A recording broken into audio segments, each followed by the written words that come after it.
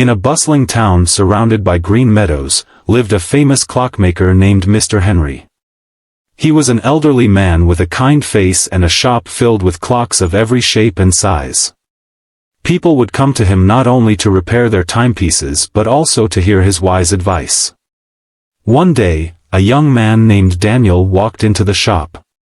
Daniel was known for being careless with his time. He spent hours playing games, scrolling through his phone, and hanging out aimlessly with friends, always postponing important tasks.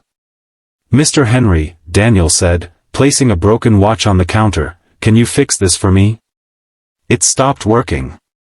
Mr. Henry took the watch and examined it. "I can fix this, Daniel," he said with a smile, "but first, let me ask you something. How do you spend your time?" Daniel shrugged. "I have plenty of time," he replied. "I'm young, so I don't need to worry about that yet." Mr. Henry nodded knowingly. "Come with me," he said, leading Daniel to a room behind the shop. Inside, there was a massive clock with golden hands and a pendulum that swung steadily back and forth. "This is the clock of life," Mr. Henry explained. "Each tick represents a moment passing, never to return. Tell me, Daniel, how do you plan to use the moments you have left?" Daniel frowned, unsure of how to answer.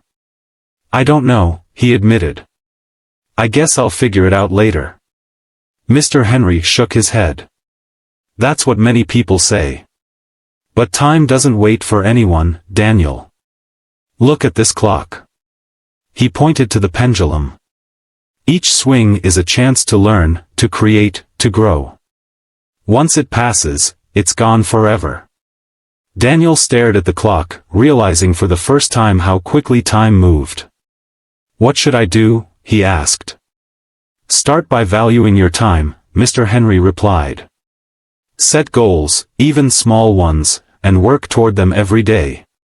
Spend your moments wisely, read, learn new skills, help others, and build the life you want. Remember, you can't rewind time, but you can make the most of what's ahead." Daniel left the shop that day, his mind racing with thoughts. He began making changes in his life, waking up earlier, studying harder, and spending time on things that truly mattered. Slowly but surely, he transformed into a focused and successful young man. Years later, Daniel returned to Mr. Henry's shop, now as a confident and accomplished individual. "Thank you," he said, holding the repaired watch. "You didn't just fix my watch, you helped me fix my life." Mr. Henry smiled. "The clock is always ticking, Daniel. I'm glad you decided to listen before it was too late." Moral: time is the most valuable resource you have. Don't waste it on distractions or meaningless pursuits. Use it wisely to build a life you'll be proud of.